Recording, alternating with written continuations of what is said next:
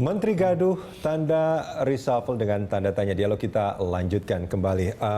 Pak Kodari, ini kalau kita bicara soal kemungkinan reshuffle ini memang mungkin terjadi, apalagi dengan kegaduhan yang begitu terjadi banyak sekali. Bahkan ada dua menteri yang gaduhnya itu bukan hanya satu tema lagi, tapi beberapa tema mereka gaduh terus, bahkan di ruang publik. Tadi Anda mengatakan bahwa bisa jadi yang membuat gaduh yang akan di-reshuffle atau mereka yang kebijakannya tidak sesuai tadi ya, itu yang akan di-reshuffle. Cuman kalau kita melihat Pak Rizal Ramli, ini adalah orang baru yang dimasukkan ke dalam kabinet ini, dan umurnya juga masih 6 bulanan gitu ya. Kalau memang Pak Rizal Ramli yang diganti, ada satu yang mungkin ada di benak publik, presiden sama wakil presiden adalah orang yang tidak mampu mencari orang yang tepat untuk menggantikan mereka yang akan diganti. Nah itu gimana jadinya? Ya saya kira itu juga menjadi dugaan saya ya, kayaknya Rizal Ramli nggak akan diganti ya. Jadi pertama meskipun memang dia dianggap sebagai biang kerok kegaduhan. Iya, makanya digaduhnya gaduh yang perlu atau gaduh yang tidak perlu kan begitu. Kalau memang ada reshuffle, bisa jadi justru Rizal yang akan dipertahankan karena memang fungsinya masuk ke dalam itu kan sebagai tukang pukul begitu. Pukul kiri, pukul kanan. Kan kira begitu. Meskipun pandangan masyarakat juga nanti bisa saja sangat berbeda dengan kebijakan presiden. Artinya kan masyarakat sekarang melihatnya Pak Rizal ini sebagai biang kerok kegaduhan. Tergantung juga kan begini. Persoalannya pertanyaan kan bukan cuma gaduh atau tidak gaduh. Pertanyaannya bisa kita perpanjang. Lebih baik mana? Menteri gaduh tapi pekerjaan selesai, atau menteri tidak gaduh dan pekerjaannya tidak selesai? Saya sih aku yakin masyarakat mayoritas akan milih yang pertama gitu ya. Jadi lebih baik banyak ngomong tapi urusan selesai daripada nggak pernah ngomong, kerjaan juga nggak selesai begitu. Jadi kembali lagi kita melihat politik itu, kabinet itu tidak boleh linear. Bahkan, mohon maaf, kita tidak bisa dengan naif melihat presiden dengan wakil presiden itu sebagai satu paket. Walaupun dipilih di awal itu sebagai satu paket, walaupun posisinya fotonya bersebelahan, tapi ketika berjalan pemerintahan, mungkin masing-masing punya pandangan politik yang berbeda, analisa kebijakan yang berbeda. Seperti halnya pada zaman Pak SBY. Pak SBY dengan Pak JK dulu kan tidak selalu sama itu pandangan politiknya dan kepentingannya. Sederhana saja, kalau pandangan politik Pak SBY dengan Pak JK itu sama, pasti 2 periode.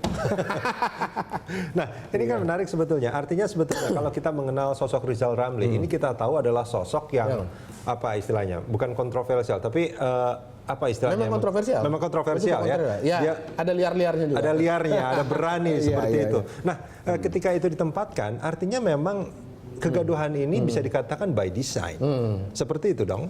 Ya Pak Rizal Ramli sudah mengatakan begini, saya menjalankan jurus Raja Wali ngepret, gitu, iya kan? Jadi gini, tugas menteri koordinator itu pertama melakukan koordinasi, tapi kan sebetulnya juga di situ dia menjadi perpanjangan tangan presiden untuk ikut mengawasi proses-proses yang terjadi, apakah sesuai atau tidak sesuai dengan aspirasi presiden, sejalan atau tidak sejalan dengan kriteria kebijakan yang baik begitu. Jadi makanya kemarin saya keluar pernyataan di dalam sebuah talk show, Pak Rizal Ramli itu menteri 3-in-1 saya bilang. Apa itu? Pertama dia menjalankan fungsi eksekutif, ya sesuai lah dengan jabatan menteri gitu ya. Yang kedua dia menjalankan peran legislatif, yaitu mengawasi begitu. Dan di sisi ini harus dikatakan DPR-nya juga memang kurang tajam di sini gitu. Kok presiden, kok DPR diam aja? Hal-hal yang begitu penting kok diam aja gitu. Yang ketiga karena dia juga ikut berusaha mencegah kerugian negara. Dia juga menjalankan peran KPK. Jadi menteri 3-in-1. Fungsi legislatif, eksekutif dan fungsi KPK. Ini menarik kalau kita melihat sosok Pak Rizal Ramli. Sebetulnya kegaduhan ini tergantung pada substansinya, pada isinya. Masyarakat kan bertanya, kalau boleh saya mewakili masyarakat, mengapa tidak dilakukan di internal? Artinya misalkan itu yang menteri-menteri yang di bawah koordinasinya dipanggillah, mungkin dibahas secara internal di antara mereka. Apakah ini bukan satu cara yang bisa dilakukan lagi? Artinya butuh untuk dilakukan di ruang publik seperti itu. Ya pertama saya dengar debat itu sudah terjadi di dalam kabinet ya. Tapi mungkin rapat atau debat di dalam kabinet itu dianggap tidak selesai. Tadi kita ini harus melihat menteri ini tidak boleh dalam kerangka yang linear. Menteri ini kalau teori itu pembantu presiden. Ya kan berarti komandannya itu presiden. Tapi ketika sistem perpolitikan kita multipartai seperti ini dan presidennya adalah bukan ketua umum partai, boleh jadi memang menteri-menteri itu punya komando yang kedua, ketiga dan seterusnya Ini begitu. kayak matrix jadinya Jadi ya. jadi apa yang diputuskan di rapat itu belum tentu akan dieksekusi di luar rapat. Begitu. Aneh itu. Hah? Aneh jadinya. Ya memang aneh. Memang aneh, makanya muncul istilah negeri setengah demokrasi itu. Jadi sebetulnya tidak boleh terjadi, tapi realitanya bisa terjadi. Begitu.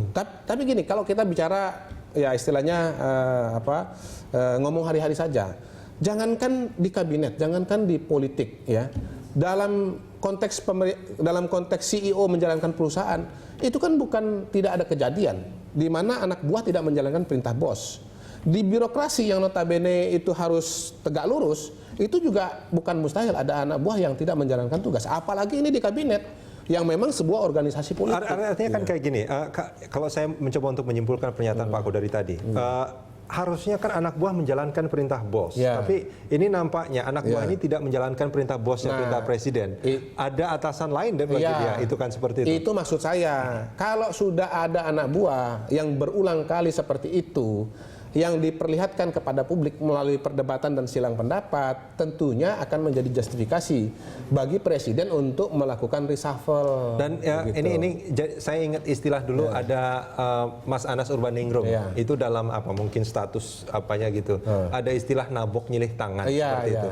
Kurang lebih seperti itu yang dilakukan oleh Pak Jokowi saat ini. Ya, pertama presiden ini tadi ya, dia bukan ketua umum partai, ya, dia kekuasaannya tuh separoh. Yang kedua memang secara kultural kelihatannya bukan tipe orang yang konfrontatif begitu ya. Makanya dia kemudian pakai jalan itu muter. Dan hati-hati membaca pernyataan Pak Jokowi. Kan kalau orang berpikir linear, oh ini Pak Jokowi udah berulang kali mengatakan jangan berantem, jangan berantem. Ini berantem terus. Kalau begitu Pak Jokowi nggak punya wibawa dong karena nggak didengerin. No, nggak mesti begitu. Pak Jokowi ini memang membutuhkan dua-duanya. Silang pendapat dia butuh, tapi juga dia tahu publik berharap bahwa dia ngomonglah dia, ya kan? Ya saya kan sudah bilang jangan berkelahi, jangan berantem. Yang penting itu fokus kerja, kerja yang nyata kan begitu kan? Kerja dan layanan pada masyarakat. Jadi dia memberikan apa yang diinginkan oleh publik, tapi dalam hatinya juga mungkin dia terkekeh-kekeh juga. Biarin aja yang silang pendapat ini. Yang kedua, lihat pernyataan dia tadi. Tolong jangan diributkan ya sebelum saya putuskan.